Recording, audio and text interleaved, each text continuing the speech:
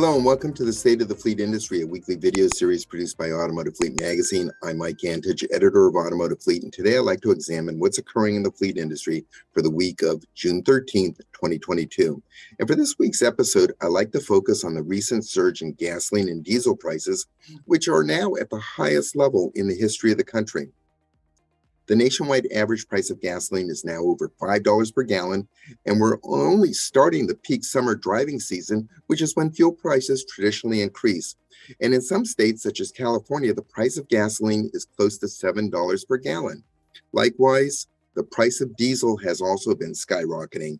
The nationwide average price of diesel is now $5.77 per gallon, which adds to the overall inflationary pressures because transporting freight by truck is now more expensive, and these costs are being passed on to the consumer. And the forecast isn't good. Fuel analysts anticipate that gasoline and diesel prices will continue to increase throughout the summer months. And as a consequence, smaller vocational fleet operators are being forced to pass these additional costs onto their customers, which again is exerting upward pressure on inflation, which is currently running at the highest rate in the past 40 years. Today, based on an average $5 per gallon price for gasoline, it now costs approximately $119 to $130 to fill up a full-size light-duty pickup that has either a 23 or 26 gallon fuel tank. So $119 to $130 to fill up a full-size pickup. And in cities such as Los Angeles, where I live, it can cost up to $169 to fill up a full-size pickup. And depending on the nature of the fleet application, the size of the territory being covered, a fleet vehicle could conceivably be filling up every 2 weeks at this dollar amount. Since these vehicles are business tools, fleets will pay the higher prices as a cost of doing business, and these additional costs will simply be passed on to the customer. But the question is whether the record high gasoline prices will start what economists call demand destruction. And this occurs when everyday consumers start to scale back on the number of miles they drive each week simply because the price of fuel is too expensive. And here's what one longtime fleet professional who works in the Southern California region said about the possibility of demand destruction. So, quote, "Sadly, I'm expecting $8 per gallon gas by September in Southern California. 40 years ago, a wise soul said that the only cure for high prices was high prices. At some point, higher price will reduce consumption. This should accelerate the sale of EVs," end of quote. And another factor that's contributing to today's higher fuel prices is that oil refineries in the US are currently running at 92% capacity, which for all intents and purposes is full capacity.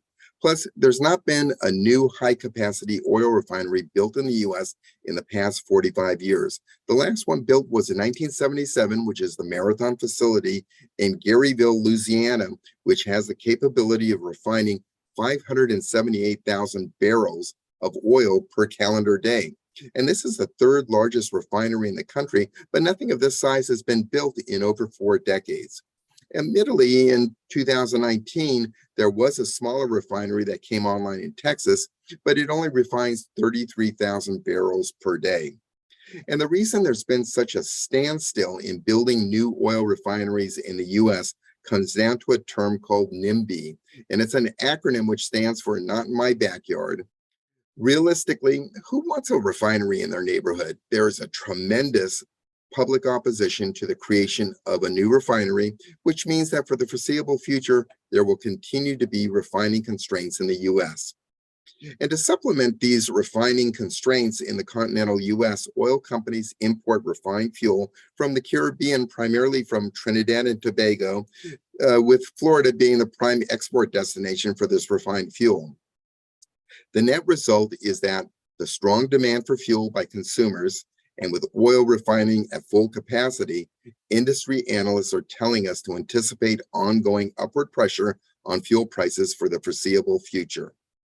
So I ask myself, currently vehicle depreciation is the number one expense for fleets, and the number 2 largest expense is fuel. Will higher fuel prices cause this relationship to flip? If fuel prices continue to increase and vehicle resale values continue to remain strong, reducing depreciation expense, Can we anticipate that fuel will eventually exceed depreciation as fleet's number one expense? We'll have to wait to see if fuel prices do indeed start to come down at the end of the summer, as some are anticipating. But as they say, fuel prices have a tendency to go up quickly and to come down slowly. So to conclude this week's episode, let's shift gears and assess new vehicle factory ordering trends. Many fleet order banks are now open for 2023 models, and most new vehicle orders are being placed under a controlled allocation system. So for now, it's a waiting game for deliveries to arrive. But the feeling continues to linger among fleet managers that retail buyers continue to be given higher priority than fleet buyers.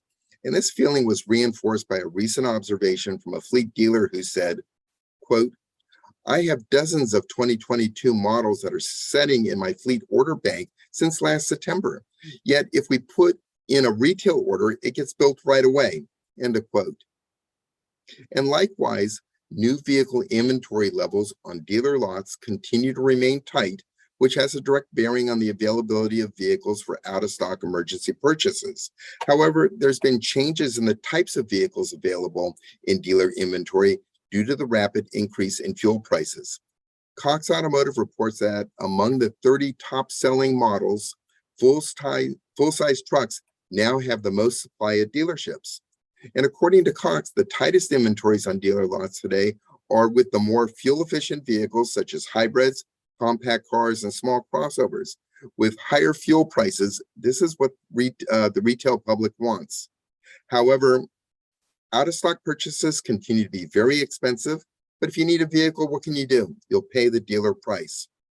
Lastly, I'd like to examine the used vehicle resale market, which continues to remain very strong. But this year, the slower delivery of income tax refund checks from the federal government has created a moderation in sales activity in the spring resale market, which is typically stimulated by the receipt of income tax returns. And to illustrate the slowness in income tax returns this year, as of May 20, 2022, only about 74% of the refunds had been dispersed by the government. This compares to the same time last year when 100% of the refunds were dispersed. And this delay is not really hurting resale values. Rather, this year's late refunds are temporarily keeping buyers out of the used vehicle market and simply shifting them to the summer resale market. So in summary, anticipate order to delivery lead times to continue to remain long, especially for units that require upfitting.